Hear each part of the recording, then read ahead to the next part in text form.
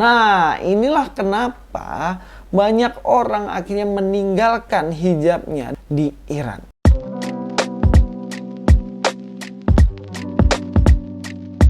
Assalamualaikum, selamat datang kembali di channel ini. Terima kasih banyak sudah terus mengikuti channel ini untuk belajar tentang apologetika dan banyak hal lainnya. Kali ini yang saya akan bahas adalah soal isu di mana ada demonstran-demonstran yang menentang tentang pemerintah, atau bahkan dibilang di situ adalah polisi moral ya guys ya. Yang mana ada seorang wanita yang meninggal gara-gara jilbab guys. Kenapa bisa orang Iran melakukan hal sekeji ini dengan seorang gadis yang tidak memakai jilbab? Mari kita langsung aja bahas kasus ini dan mari kita akan komentari apa yang sebenarnya terjadi. Dalam sebuah berita dikatakan siapa Mahsa Amini, penyebab warga Iran demo sampai lepas hijab. Jadi di Iran ini ada demo yang mana sampai mereka melepas hijabnya. Nah, hijab yang benar-benar disakralkan nih oleh agama tertentu, kemudian mereka berbondong-bondong melepas hijabnya. Dan ini dipicu oleh karena ada kasus yang dialami oleh warga Iran ya, yang mana dikatakan di sini oleh Mahsa Amini. Nah, Mahsa Amini ini sendiri kenapa kok bisa sampai memicu adanya demonstran yang meninggalkan hijabnya, jilbabnya, dan memprotes pemerintah yang dengan keras mewajibkan, mengharuskan mereka memakai hijab. Ya, jadi Amini ini dia adalah seorang gadis yang berusia 22 tahun. Dia juga berasal dari kota Sakes, barat laut. Dia meninggal di rumah sakit, guys. Kenapa dia meninggal di rumah sakit? Dia meninggal karena ada cedera di kepalanya. Tapi isunya sih dibilang dia karena serangan jantung.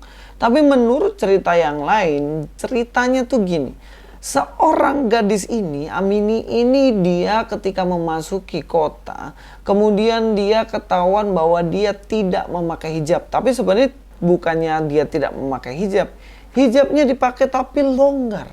Dan ini menimbulkan masalah, di mana mereka harus memakai hijab yang benar-benar ketat tertutup.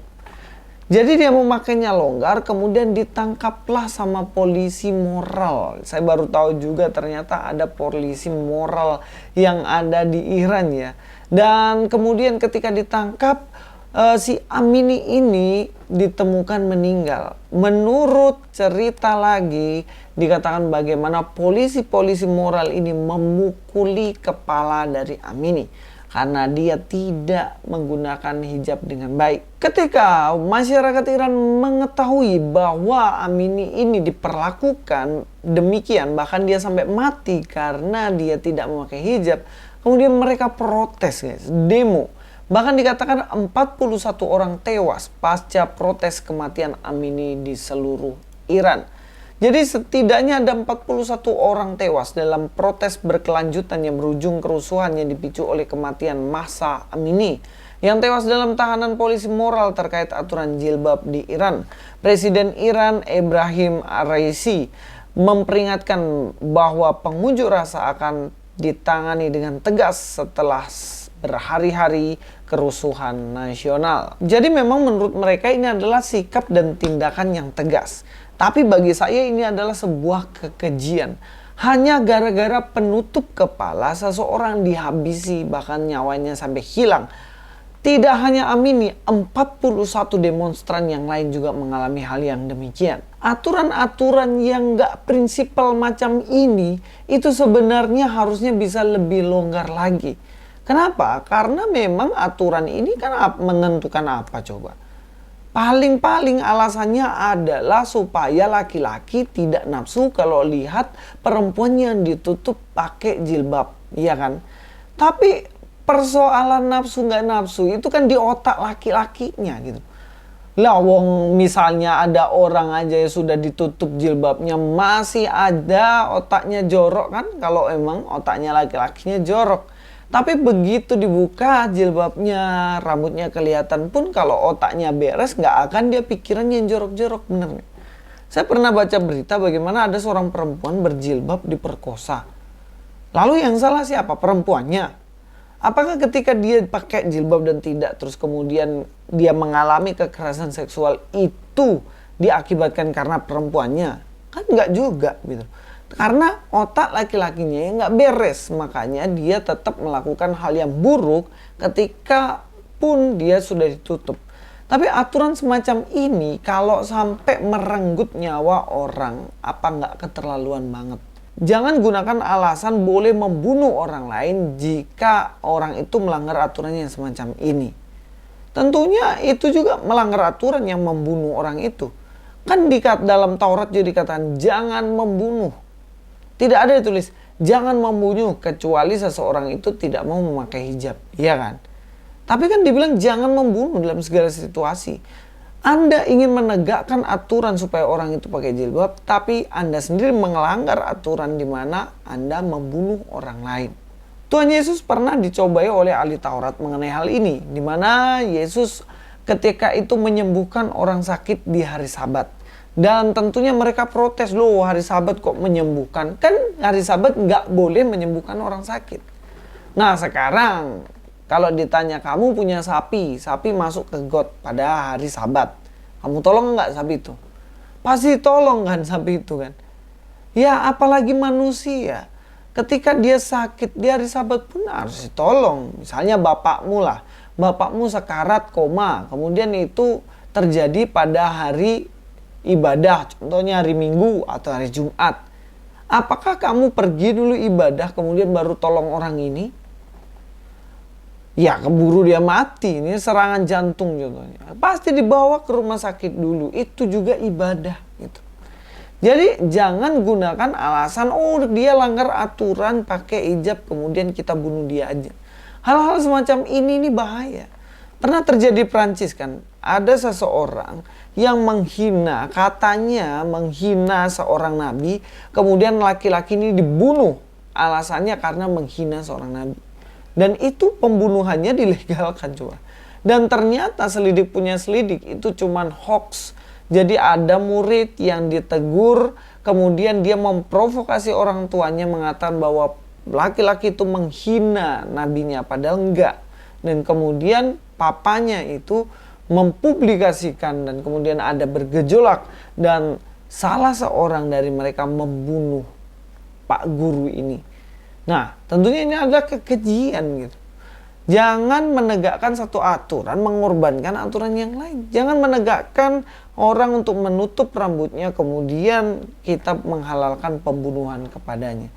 Dan ini jelas keliru. Dan yang kedua, emangnya enak ya kalau aturan diberikan kemudian dilakukan dengan paksa. Contohnya, di Iran itu diwajibkan untuk memakai hijab. Orang yang tidak memakai hijab layak dibunuh. Berarti dia memakai hijab karena takut dibunuh dan dia terpaksa mengikuti itu. Emangnya enak ya? Kenapa nggak kita memilih biarlah dia menaati aturan karena hatinya memang ingin ikut aturan? Contohnya, kalian punya pasangan, misalnya kamu punya pacar, kemudian apa yang kamu inginkan dari pacarmu? Datang membawa nasi goreng karena dia rindu membawakan kamu nasi goreng, atau karena kamu paksa dan kamu marah-marahin bawa nasi goreng? Yang mana? Pasti pilih karena hatinya yang tulus mau memberikan nasi goreng, bener kan? Sama dengan aturan. Bahkan Tuhan pun mengizinkan aturan itu dilakukan dengan sepenuh hatinya. Dia ketika menciptakan manusia di Taman Eden, dia menaruh satu pohon dan memberikan larangan. Pohon ini, semua yang Taman Eden ini boleh kamu makan, kecuali satu pohon pengetahuan, itu buahnya jangan kau makan. Ketika kamu makan, kamu akan mati. Tuhan gak setting seperti robot. Weh, ini orang harus seperti robot yang mana dia akan datang untuk ikut aturan. Enggak. Tuhan memberikan kehendak yang bebas, di mana pada akhirnya mereka memilih untuk memakan buah itu dan melanggar aturan itu. Tetapi memang itu sistemnya, yang mana Tuhan mau supaya Adam dan Hawa melakukan aturan itu karena mereka ingin melakukan itu, bukan karena dipaksa. Inilah saya bilang ya, maksudnya aturan berhijab itu kalaupun diwajibkan, pasti ada orang-orang tertentu yang mengikuti, sebenarnya bukan dari hati ingin mengikuti itu, tapi karena terpaksa, ya takutnya dibunuh kan gitu. Nah, inilah kenapa banyak orang akhirnya meninggalkan hijabnya dan ikut berdemonstrasi di Iran. Mudah-mudahan ini jadi pembelajaran kita di Indonesia. Jangan sampai di Indonesia ini diwajibkan untuk memakai hijab. Bahkan kepada orang-orang yang tidak beragama memakai hijab. Kan gitu. Kan pernah ada kasus di satu sekolah di mana diwajibkan untuk pakai hijab. Padahal sekolah negeri. Dan itu bisa jadi masalah. Dia kan nggak sepenuh hati juga ikutin itu. Untuk apa? Nggak perlu kuantitas. Yang perlu itu kualitas. Nggak perlu banyak-banyak lah pengikutnya Yesus. Yang penting kualitasnya lah. Dikit tapi berkualitas. Itu kan yang penting ya.